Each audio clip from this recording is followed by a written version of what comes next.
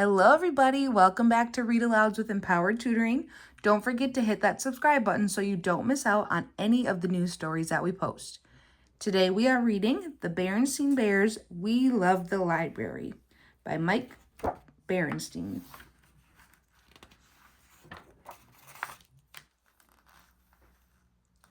The whole bear family loved to read.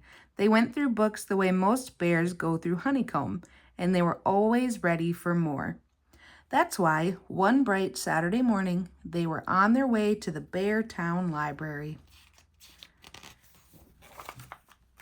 At the library, they returned a batch of books to Miss Dewey, the librarian. "My goodness," she said, "you're the book reading family I've ever seen."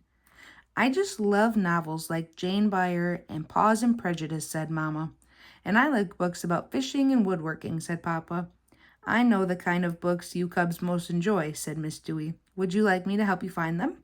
"Yes, please, Miss Dewey," said the cubs, taking her hands. "You know," said Miss Dewey as they walked through the shelves, "books are very powerful. What do you cubs think is the most powerful thing about books?" Said Sister. "I think it's the way you can see everything you read right inside your head." "I know what you mean," said Miss Dewey. "In the words of Emily Bear Dickinson, there is no frigate like a book to take us lands away." "What does that mean?" asked Brother. "It's from a poem," said Miss Dewey. "A frigate is a kind of ship. It just means that a book has the power to carry you off to distant places." The cubs thought it over and they agreed. "Books are powerful." "Here's our first stop," said Miss Dewey. "Animal stories for honey." There were shelves full of picture books about all kinds of animals. There were lambs and ponies, ducklings and bunnies, kittens and puppies.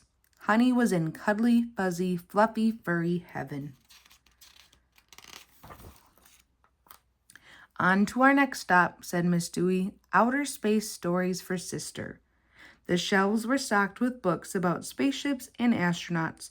Sister's favorites were stories about space grizzlies. She used to think they were scary, but then she got interested in telescopes and science and things like that and changed her mind. "Next stop," said Miss Dewey, "the world of long ago." This was Brother's favorite subject. He loved stories about knights in armor, gladiators, and warriors. Anything, in fact, with lots of swords, crossbows, catapults, and siege engines. The family gathered with their exciting new books to check them out. "Thank you for your help, Miss Dewey," said the cubs. "We'll be back for more books soon," said Mama.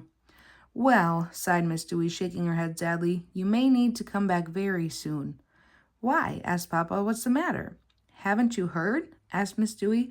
"The Bear Town Council is talking about closing the library to save money."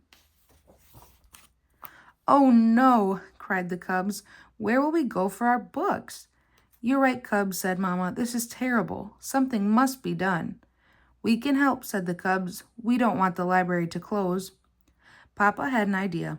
"I think it's great that you cubs want to help, but maybe we could do more." "What do you mean?" asked Sister. "How would you cubs like to be in charge of keeping the library open?" asked Papa. "Count us in," said Brother. "What do we need to do?" With Papa and Mama giving advice, the cubs made a plan to keep the library open. First, they talked to all their friends and asked them to tell their parents and families about it. Next, they printed flyers and took them door to door. The flyer said to come to the next meeting of the Bear Town Council to stop the library from closing. At the next council meeting, practically everyone in Bear Country turned out. Folks crowded through the doors and leaned in the windows. When Mayor Honeypot called the meeting to order, bear after bear spoke out against the library closing. Finally, old Ms. McGriz stood up. "When I was just a young girl," she said, "I took the book Ballet Bear Shoes out of the library and fell in love with it. That's why I became a ballerina myself. Without the library, that never would have happened." "Was Miss McGriz really a ballerina?" whispered the cubs to Mama and Papa. "Of course," said Papa, smiling. "Everyone knows that. When she was young, she was the great ballerina Grisolva. She danced with the Berenstain Ballet." The Beartown Council voted to keep the library open. The crowd cheered. Miss Dewey thanked the cubs for leading the fight to save the library. As you said, Miss Dewey, said Brother, books are powerful. But there's another power at work here, said Papa. Cub power. Let's hear it for the cubs. Hip, hip, hooray! Hooray! Cheered the crowd as Brother, Sister, and Honey took a bow and blushed right through their fur.